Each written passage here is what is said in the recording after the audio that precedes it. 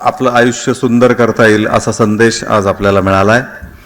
आणि ज्यांनी आपल्या कर्मातूनच आयुष्य सुंदर घडवलेलं आहे आणि इतरांना प्रेरणा देत आहेत असे श्री शब्बीर सय्यद जी यांना मी विनंती करतो की त्यांनी व्यासपीठावरती यावं. शब्बीर मामू जी, हम आपका इस्तकबाल करते हैं, आप आइए ऊपर. तो हम आपसे कुछ चीज़ें सुनना चाहते हैं, आपसे कुछ सीखना चाहते हैं.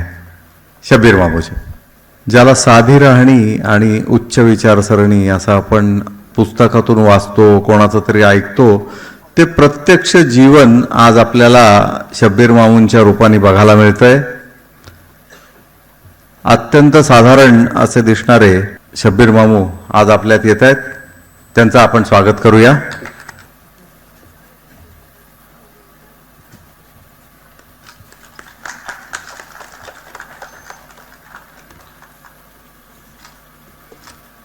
तसंच त्यांना मानचिन्ह आणि त्यांचाच रांगोळीचा फोटो भेट देऊन आपण त्यांचं स्वागत करतो.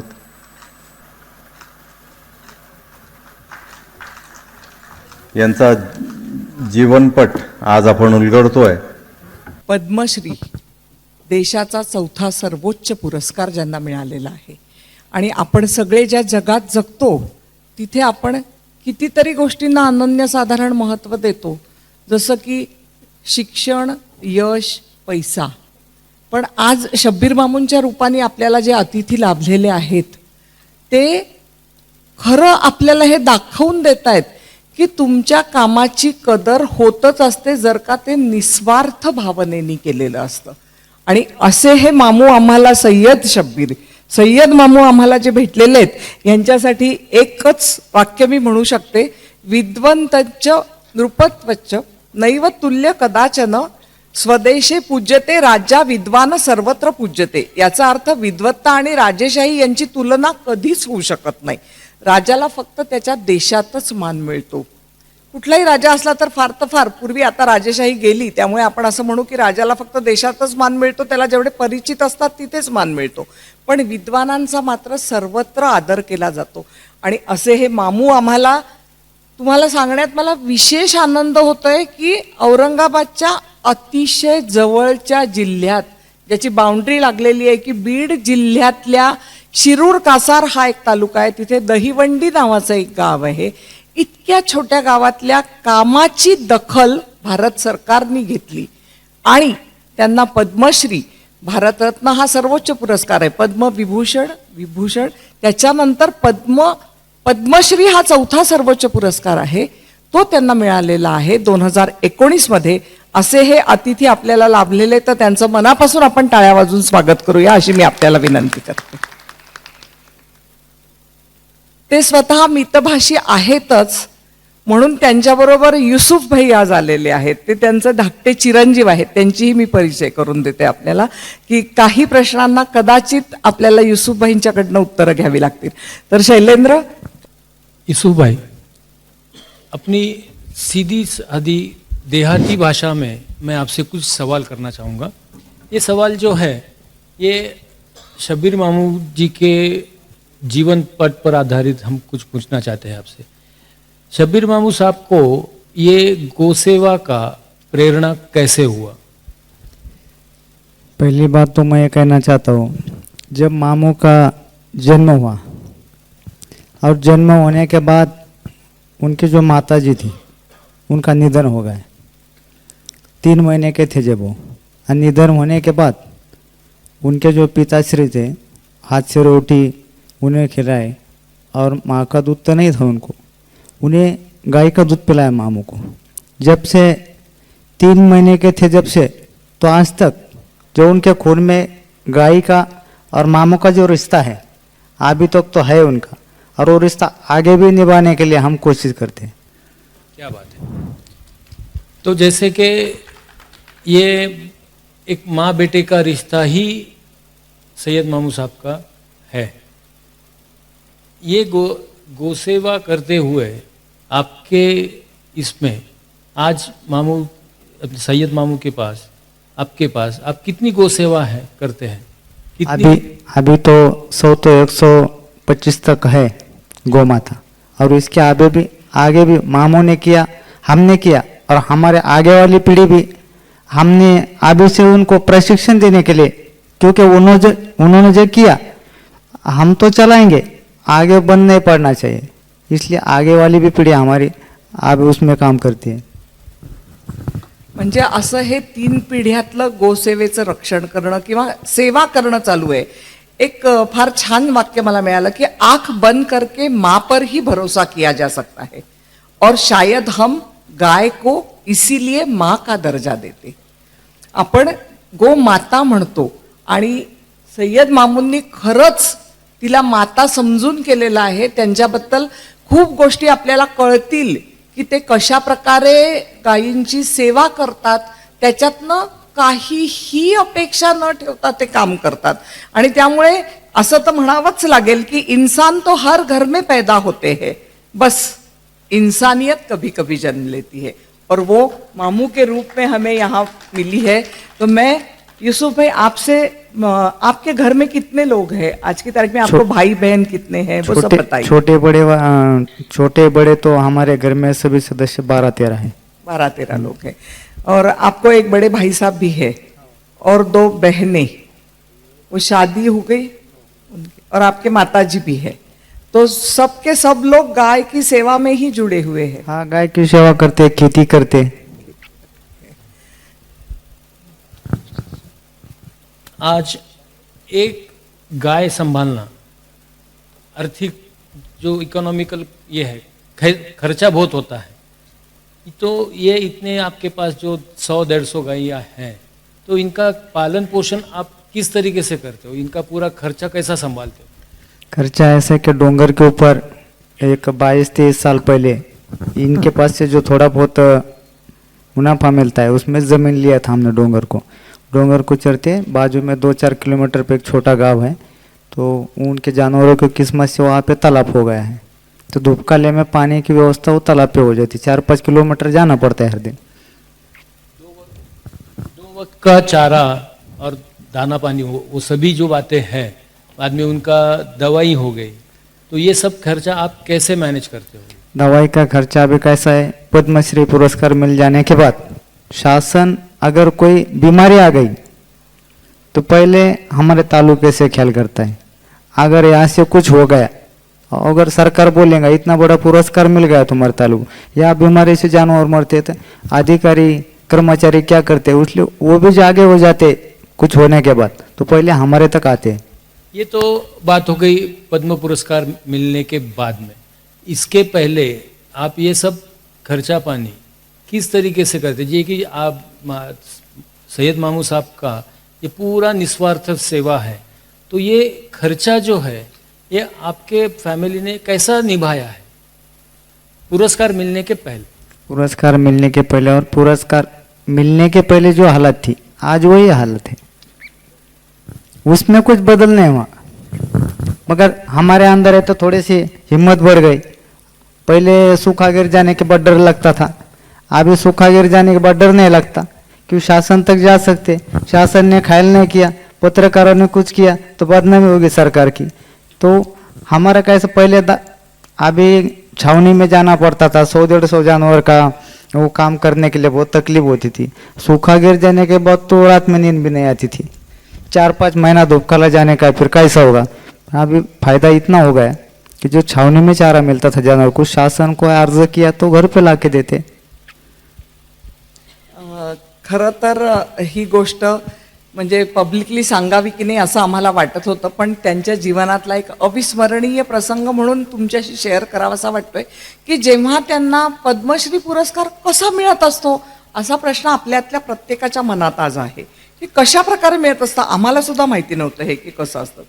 तर त्यांच्याकडनं म्हणजे युसुफ आणि सय्यद मामूंकडनं कळलेला आणि शैलेंद्रकडनं कळलेला किस्सा आहे, तो शैलेंद्रकडनंच ऐकावा आपण की जेव्हा सरकारी अधिकारी त्यांच्याकडे गेले तेव्हा, सांगू का मी, सरकारी अधिकारी म्हणजे सरकारचे रिप्रेझेंटेटिव्ह म्हणजे आपल्या इथले टॉपमोस्ट ऑफिसर त्यांच्या घरी गेले आणि this is just may be to cross verify और पूछताछ करने के लिए, की त्यांनी विचारलं की मला 2 गायी घ्यायच्या आहेत, तर ते म्हणे जा तुमच्या घरी, आम्ही गायी विकत नाही. आम्ही काहीही झालं तरी आमच्या गायी विकणार नाही. आणि ही कदाचित कन्फर्मेटरी टेस्ट होती त्यांच्या पुरस्काराची. आणि मग त्यावेळेला दिल्लीचे लोक पण आलेले होते, ते बाहेर होते, ते धावत तर घरात आले. ते म्हणाले की तुम्ही कुणाशी बोलताय, कळतंय का मामू तुम्हाला? ते म्हणे कोणीही असला आणि मला 50 लाख रुपये जरी दिले, मी माझ्या गायी विकणार नाही. कौतुक करावं तेवढं कमी आहे. निस्वार्थ भावना जी आजकालच्या समाजात कुठेच राहिलेली नाहीये. आणि ते इतक्या जवळ असून आपल्याला माहिती नव्हतं, याचंच आम्हाला वाईट वाटत होतं. आणि मग त्याच्यानंतर सगळे काय सोपस्कार पूर्ण झाले. युसुफ भाईंनी आम्हाला सांगितलं की त्यांच्या घराचा पंचनामा पण झाला, की हे तेच आहेत ना, खरंच आहे ना सगळं. आणि मग त्यांना 2019 साली हा पद्मश्री पुरस्कार दिला गेला. तर अशी त्यांच्या पद्मश्रीची छोटीशी कथा आहे, परंतु खूपच हृदयद्रावक कथा आहे ती. आणि त्यावेळेला मला खरंच असं, मामू म्हणजे आम्ही खूप छोटे आहोत तुमच्या पुढे, पण मला असं 1-4 ओळी म्हणाव्याशा वाटतात. काम करो ऐसा की पहचान बन जाए, काम करो ऐसा की पहचान बन जाए, हर कदम ऐसा चलो कि निशान बन जाए. यहाँ जिंदगी तो सभी काट लेते हैं, यहाँ जिंदगी तो सभी काट लेते हैं, जिंदगी जियो ऐसी की मिसाल बन जाए. आणि आज एक जीती जागती मिसाल आपल्या सोबत आहेत ते. ह्यांचं नाव कोणी रेफर केलं, काय केलं, आजही आम्ही त्यांना ज्यावेळेस आमच्या मुलाखतीत विचारलं तर त्यांनी सांगितलं मला माझं नाव कोणी रेफर केलं हे माहीत नाही. मामूजी, ये किस्सा हम आपके मुंह से सुनना चाहते हैं, अपनी जो ऑडियंस है ये आपके मुंह से सुनना चाहते हैं कि आप ये जब पुरस्कार लेने गए राष्ट्रपति भवन में, जब आपको ये पुरस्कार दिया जा रहा था, तो उस टाइम की आपकी मन में भावना क्या चल रही थी? इसकी कल्पना नहीं ना अपने को. आपको कैसा लग रहा था? हाँ, अच्छा लगे ना. ये हाँ, ये सभी, ये राजप्रसाद, ये पूरा वहाँ का माहौल, ये देख के आपके मन में क्या उमंग रहा था? खुशी मालूम हो गई ना. अभी ये जो कुछ है, जो आत्मविश्वास कौन से भी बात पर रहेगा, जब माँ को जब पेंगा तो पेट भरेगा, ऐसा भरोसा कौनते बात पर यकीन जब रखेंगे तब भगवान जरूर प्रसन्न होएगा. अब ये आत्मविश्वास जब नहीं तो कहाच कुछ नहीं. बघा किती किती म्हणजे निरागस भावना होती. आपल्याला असं वाटतं की मला त्या राष्ट्रपती भवनमध्ये जायला मिळालं तरी सुद्धा खूप छान वाटेल. आणि ते अतिशय साधेपणाने सांगतात की अच्छा लगा मुझे. म्हणजे किती त्यांचा निरागस भावना आहे. आणि म्हणूनच ते म्हणाले की आत्मविश्वास पाहिजे आणि तुम्ही चांगल्या मनाने जे काम कराल त्याची तुम्हाला कधी ना कधीतरी पावती नक्की मिळेल. तो तुमचा सेल्फ कॉन्शियस आहे ज्याच्याशी तुम्ही बोलत राहाल ते तुमच्यापासून कोणी हिरावून घेऊ शकत नाही. दुसरा कोणीही ठरवू शकत नाही की तुम्हाला त्यावेळेला काय वाटतंय किंवा तुम्ही हे काम का केलं किंवा तुम्ही हे काम का चूज केलं. हा तुमचा स्वतःचा जो काय एक सेल्फ कॉन्शियस, किंवा प्रत्येक, आज तुम्ही डॉक्टर, सायकियाट्रिस्ट कुणालाही विचारा, आपण स्वतःशी बोलत असतो. आपलं एक मन, आज जरी तुम्ही इथे असलात तरी तुमच्या डोक्यात दुसरे विचार असू शकतात, किंवा आपण आपल्या मनाशी सुद्धा संवाद करत असतो. यांचं मन आणि यांचं बाह्य वागणूक या दोन्हीचं सुरेख संगम झालेला आहे. आणि ते जे मनात आणतात तेच ते करतात, त्यांच्या मनाला पटेल तेवढंच ते करतात. ते कितीही मोठ्या व्यक्तीला सांगू शकतात की मला माझ्या गायी विकायच्या नाहीत. त्यांच्या गायी आपके पास में, तुमच्याकडे 100-125 गायी कशा झाल्या? मामू लहान होते तेव्हा 4-5 गायी होत्या आणि त्याच्यानंतर संख्या वाढत गेली. आज 100 ते 125 झालेले आहेत. म्हणजे तुम्ही परत गायी विकत वगैरे घ्यायला गेले नाही, तुम्ही विकतही नाही. आणि हे, आणि आणखीन एक यांच्या कार्याचा मला अगदी विशेष उल्लेख करायचा आहे, तो म्हणजे हे गायी तर विकत नाहीतच, पण हे दूधही विकत नाहीत गायींचं. कारण यांच्या मनात भावना आहे की प्रत्येक आईचं दूध हे फक्त तिच्या मुलांसाठी असतं. खरं आहे ना हेच? माणूस एकदा पैसा कमवायला लागला का, आता प्रत्येक गोष्टीमध्ये माणूस म्हणजे कमिशन वगैरेच काढतो. एक अशी गोष्ट म्हणजे आईचं दूध, त्याच्यात आतापर्यंत कोणी कमिशन काढलेलं नाही. आणि ते जर महाग विकलं असतं किंवा खरेदी केलं गेलं असतं, भावाने भावाला मारलं असतं त्या दुधासाठी, माझं सुद्धा त्या आईवरती का हक्क आहे, पण ते विकत नाही. बोलता बोलता त्यांनी आमच्याशी शेअर केलं होतं की मग तुम्ही बैल तरी विकता का, म्हणजे कारण ते उपयुक्त आहेत ना शेतीला. ते म्हणतात कोणी असाच आला तर मी असा माणूस पारखतो आणि तू बाबा तुझ्या दारात नेऊन बांध, त्याच्याकडनं काम कर आणि तुला जे वाटेल ते तू देऊ शकतोस, मी बोलणार नाही, मला विकायचाच नाही आहे तो, आणि नाही तर परत माझ्या दारात राहू देतो. अशी माणसं आजकाल भेटणं फारच कठीण झालेलं आहे. आणि त्याच्यातलेच एक सय्यद मामू आपल्याला, तेही बीड शिरूर कासारचे असल्यामुळे मला जास्त चांगलं वाटतं की पूर्वीच्या काळी आपण म्हणायचो मराठवाडा संतांची भूमी, खरंच मराठवाडा संतांची भूमी आहे. आणि मी तर आणखीन एका कार्यक्रमात म्हटलं होतं की ज्ञानेश्वर हे पहिले वकील होते की ज्यांनी PIL दाखल केलं देवाच्या दरबारात, जो जे वांछील तो ते लाहो प्राणीजात, ज्याला जे पाहिजे ते असू दे, असं पब्लिक इंटरेस्ट लिटिगेशन त्यांनी केलं होतं. खरंच म्हणजे ज्ञानेश्वरांचा आपण किती जण नेवाशाला गेलोय आणि त्यांचा तो दगडाचा अजून दगड पाहिला नसेल, पाहिला तर आपण जाऊन पाहायला पाहिजे. मराठवाड्यातल्या आपल्या लोकांना हे शिकायला पाहिजे की आपल्याकडे जे काय आहे, म्हणजे मामूंच्या समोर मी हे बोलू नये कारण ते बिलकुलच तशा वृत्तीचे नाही आहेत, पण आजच्या जगाची ही रिक्वायरमेंट आहे की तुमच्याकडे काय आहे ते तुम्हालाच सांगायची गरज आहे. तर त्यामुळे त्या काळचे संत कोण होते ते आपल्याला नाही बघायला मिळाले. 400-500 वर्षापूर्वीच्या गोष्टी करून काय फायदा आहे. पण कमीत कमी आजचे पद्मश्री प्राप्त सय्यद मामू हे तरी त्या संतांपेक्षा काही कमी आहेत असं मला वाटत नाही. आणि खरंच ते अतिशय म्हणजे काय म्हणतात त्याला, सत्शील आणि सद्वर्तनी आणि चांगले विचार करणारी एक व्यक्ती आपल्याला मिळालेली आहे. खूप खूप लोकांना माहिती की सत्संगाचा परिणाम खूप चांगला असतो असं खूप ठिकाणी म्हटलं जातं. तर आज आपल्याला त्यांच्या सहवासाचा लाभ झालेला आहे. पण मला असं वाटतं की मामू तुम्ही लोकांच्यासाठी काहीतरी 2 शब्द बोला. दुष्काळ पडल्यानंतर गाई उकंडा आहे आमच्या गावाच्या अलीकडून, तिथं गाई नेल्या आणि एक 8 ते 10 पक्ष घरावर येऊन बसले. आमच्या घरावर येऊन बसल्यानंतर असं वर पाहिलं, एक मंजूळभर बाजरी घेतली, त्यांना टाकली आणि त्यांना पाणी ठेवलं.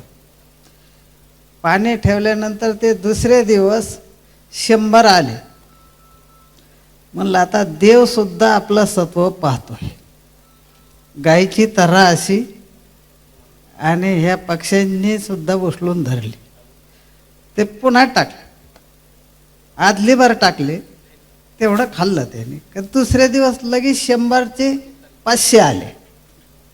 म्हणले वा रे वा, आता म्हातार भिक्षा मागितल्याशिवाय जमत नाही.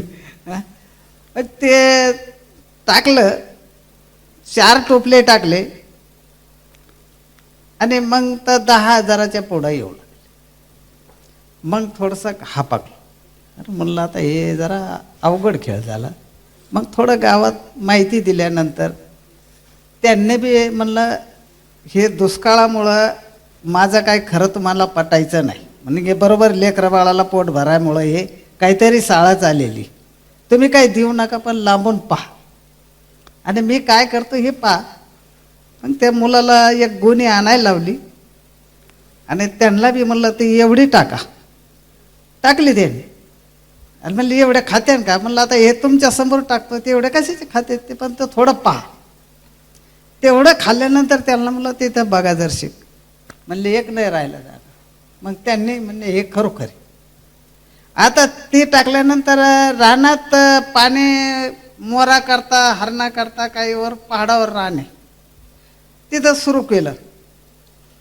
तिथं सुरू केलं त्यांना घागरीने पाणी न्यायचं. एक अशी इच्छा फिरली का म्हणलं चायला आता एक घागरीने पाणी तर आपण थोडं नेतो, पण इथं थोडी विहीर जर धरली तर पाणी आपल्याला लागेल.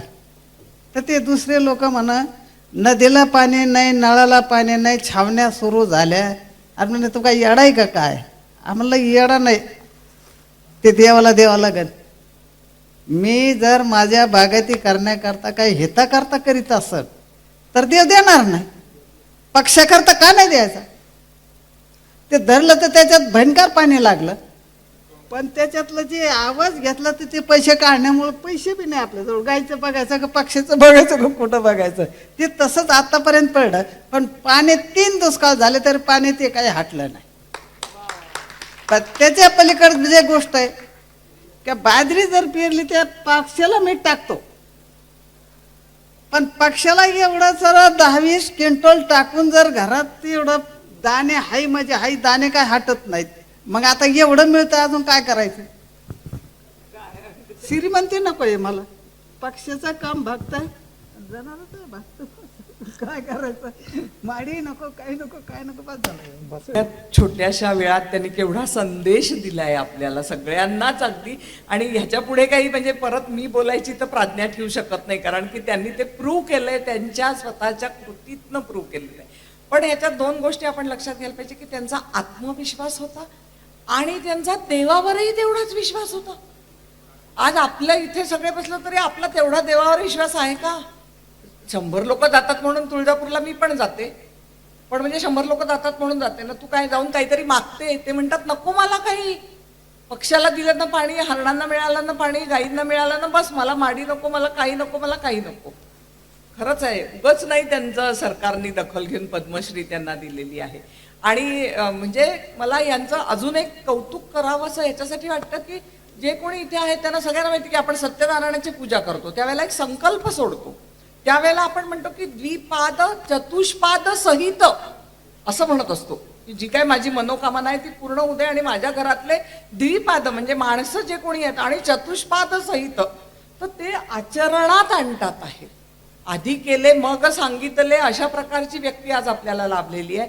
तर खरंच आहे. आणि त्यांना म्हणजे आम्ही क्वेश्चनर काढली होती की भविष्यात तुमचा काय करायचा विचार आहे वगैरे, पण हे सगळे प्रश्न त्यांच्यासाठी अनाठायी आहेत, कारण की ते या ठिकाणी बिलकुल योग्य नाही आहेत. कारण की ते त्यांच्या 3 पिढ्या ते करतात आहेत आणि ते हेच पुढे करणार. त्यांची मुलं तयार झालेली आहेत, त्यांची मुलं सुद्धा त्यांच्याच पावलावर पाऊल ठेवून पुढे चाललेली आहेत.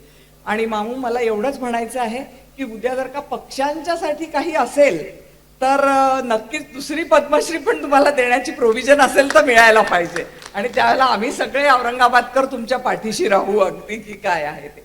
एक मनात असा एक विचार आला की करोनाच्या साथीने जगाला विळखा घातला होता, तेव्हा आपण आपल्या जनावरांची काळजी कशी घेतली. आणि आजकाल पेपरातनं रोज ते लंपी रोग झाला, इतके जण असे झाले, असं सारखं येत असतं काहीतरी.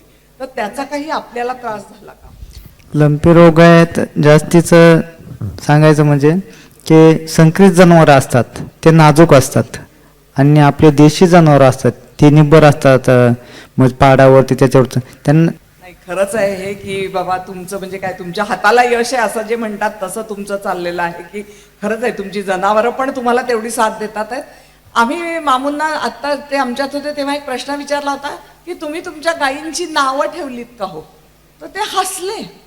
ते म्हणाले की मी जर का असं उभं राहिलो आणि मी हाक मारली तर बरोबर ती येते म्हणे. म्हणजे त्यांना इतका कॉन्फिडन्स आहे की एकूण एक जनावराला ते ओळखतायत ह्याचं काही महत्व नाही, त्यांची जनावरं पण त्यांना ओळखतायत. आणि त्यांच्या एका हाकेसरशी त्या गायी बरोबर त्यांच्या पुढे येऊन उभं राहतात आणि जे काय त्यांच्यातलं असेल ते त्यांच्याशी संवाद साधतात, मनाचा संवाद साधतात. आत्ताच आपण बरंच शिकलो मनाबद्दल. तर खरंच असं एक ग्रेट ऋषितुल्य आणि संत असलेलं व्यक्तिमत्व आज आपल्याला ज्ञानयज्ञ फाउंडेशनमुळेच मिळालेलं आहे. त्यामुळे ज्ञानयज्ञ फाउंडेशनाचं जेवढं कौतुक करावं आयोजकांचं तेवढं कमी आहे, की देशभरातले एवढे पद्मश्री विजेते पुरस्कार प्राप्त झालेल्या सगळ्यांना एकत्र आणणे आणि एकत्र त्यांना आपल्या औरंगाबाद वासियांसाठी त्यांना प्रेझेंट करणे was a big task for you. पण तरी सुद्धा ते छान झालेलं आहे. मामू आपल्याला काही संदेश द्यायचा असेल तर आपण द्यावा अशी मी विनंती करते. शैलेंद्र एक मिनिट थांबा. ज्या वेळेला शंभीर बांबू श्री माननीय सय्यद शब्बीरजी यांच्या वैयक्तिक भेटीसाठी मी काही महिन्यांपूर्वी गेलो होतो. आज सायंकाळी 6 वाजता श्रीनगरवरून येणारे फैयाज अहमद जन यांच्या भेटीसाठी मी श्रीनगरपासून जे टूर सुरू केला होता गोंधळेकर मॅडम, तर तो टूर राहीबाई पैसे येऊन थांबला आणि ज्याच्यामध्ये श्रीनगरपासून बंगलोरपर्यंतचे वेगवेगळ्या लोकांना इन्व्हॉल्व झालं, वेगवेगळ्या लोकांच्या भेटी घेतल्या. आणि याच्यामध्ये महत्त्वाचं एवढी एक गोष्ट जाणवली की पद्म पुरस्कृत हे जे आहेत हे महाराष्ट्र राज्य पुरस्कार वेगवेगळे जे काही दिले जातात किंवा स्थानिक पातळीवरती दिले जातात, विभागीय पातळीवरती दिले जातात, परंतु राष्ट्रीय पातळीवरती दिले जाणाऱ्या नागरी सन्मान 1954 साली सुरू झाल्यानंतर 2021 सालापर्यंत यांना एका मंचावरती आणण्याचा एकही प्रयत्न भारतात झालेला नव्हता, जो आम्ही विचार केला आणि विचार केल्यानंतर मग त्याच्यावरती कार्य सुरू केलं. वेगळं कार्य होतं आणि लोकांना पटकन थीमही लक्षात येत नव्हती, नेमकं काय होणार आहे हे कळतही नव्हतं आणि काय चालू आहे कदाचित ते व्यवस्थितरित्या लक्षातही येत नव्हतं. आणि आजही कदाचित आम्ही ते व्यवस्थितरित्या पोहोचवण्यापर्यंत कमी पडलेलो आहोत हे मान्य करतो. परंतु ज्या वेळेला काही महिन्यांपूर्वी सय्यद शब्बीर यांच्या भेटीसाठी गेलो त्यावेळेला विशेष एक गोष्ट ही लक्षात आली की यांचा जो म्हणजे आपल्या भारतीय समाजामध्ये वेगवेगळे प्रकार आहेत आणि वेगवेगळ्या उपजाती आहेत, तर त्यापैकी यांची जी उपजात आहे ती खाटीक जात आहे.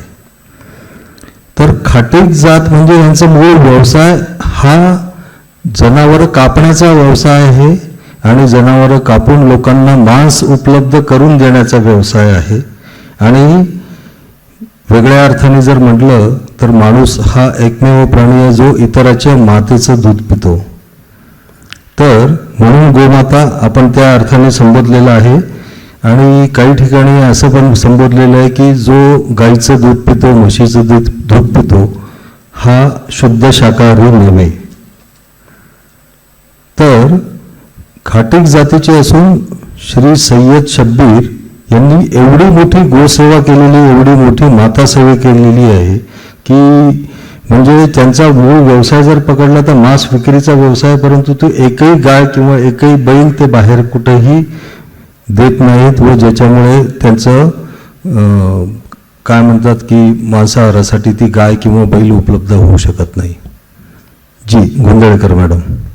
म्हणजे यांचा जेव्हा इंटरव्ह्यू घ्यायचा असं मला अजय म्हणाले तेव्हा जे काय गुगलवरती सापडलं त्याच्यात सुद्धा सय्यद मामू आपके बारे में ऐसा लिखा है की माणसाला कसं ओळखावं आपण, म्हणजे तुम्ही आणि मी भेटलो बाजारात तर कशावरनं माझी तुमची ओळख व्हावी, तर what is your contribution to the society, तुम्ही समाजाला काय दिलंय त्याच्यावरनं ओळख व्हावी, न की कास्ट, क्रीड, रिलिजन. आणि एक्झॅक्टली हेच आमची घटना आम्हाला हेच सांगते की भारतातल्या सर्व नागरिकास आम्ही सोशल पॉलिटिकल जस्टिस देण्याचा आणि इकॉनॉमिक प्रयत्न करणार आहोत. आणि कुठलंही कास्ट, क्रीड याच्यावरनं आम्ही, पण तरीही आम्ही रोज पेपरात खूप बातम्या वाचत असतो.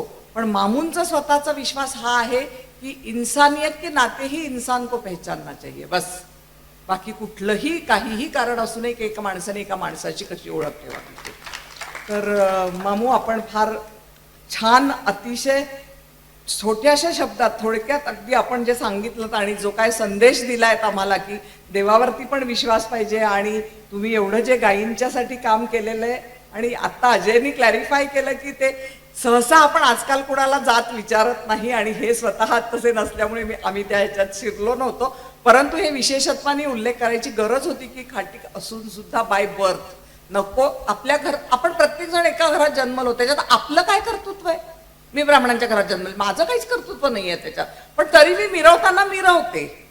तसंही ह्यांनी कधीच त्यांचं काही केलं नाही आणि उलट कॉन्ट्रीब्युशन टू द सोसायटी केलं. हे कुठेतरी शिकायला मिळालंय आज.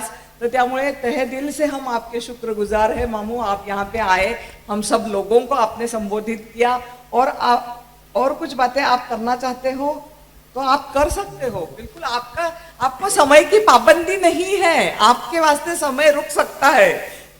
आजच्या निमित्तानं या ठिकाणी सर्व उपस्थित असलेले आणि विशेष करून अभयजी देशपांडे आणि आमच्या बीडच्या कन्या पद्मश्रीताई, आपण सर्व उपस्थित, जास्त काय बोलणार नाही, पण माणूस म्हणून जगत असताना आपण कुठल्याही क्षेत्रामध्ये जरी काम केलं तर चांगल्या भावनेतून केलं पाहिजे. आणि काम करत असताना अडीअडचणी येतील, चढउतार येईल, परंतु आपण आपल्या नियतीचा तोल जर सांभाळला तर निश्चित एक दिवस का व्हायना पण चांगला योग येईल आणि प्रत्येकानं ती भावना ठेवून यापुढे काम करावं. इथंच मी माझा ठिकाणी कार्यक्रम थांबवतो. अध्यक्षीय समारोपाच्या भाषणात मी एवढंच म्हणेन की मामू, आपण थोड्याशा वेळात आम्हाला खूप काही समजावून गेलात आणि खूप चांगला संदेशही दिलात. आणि मामू या शब्दातच आत्मीयता आहे. कुठेतरी तुमच्याशी आमचं एक आईकडनं नातं जोडलं गेलंय. खरंच काय प्रसंग असेल तो की जो आईचं दूध मिळालं नाही म्हणून गाईच्या दुधाला एवढा जागलेला माणूस आज आपल्याला मिळालेला आहे. तर खरंच परत एकदा मी ज्ञानयज्ञ फाउंडेशनचे मनापासून आभार मानते. तर मामू, हम तहे दिल से आपके शुक्रगुजार है. माझे सहकारी शैलेंद्र, आम्ही कोर्टात रोजच एकमेकांना भेटायचो. तुम्हाला वाटेल काय ह्या कोर्टाच्या गोष्टी करायला लागलो तर आम्ही 2-4 तास थांबत नाही, परंतु आजच्या वेळेच्याकडे लक्ष ठेवता मला असं वाटतंय की मी माझं जास्त भाषण लांबवू नये आणि इथेच थांबावं. धन्यवाद.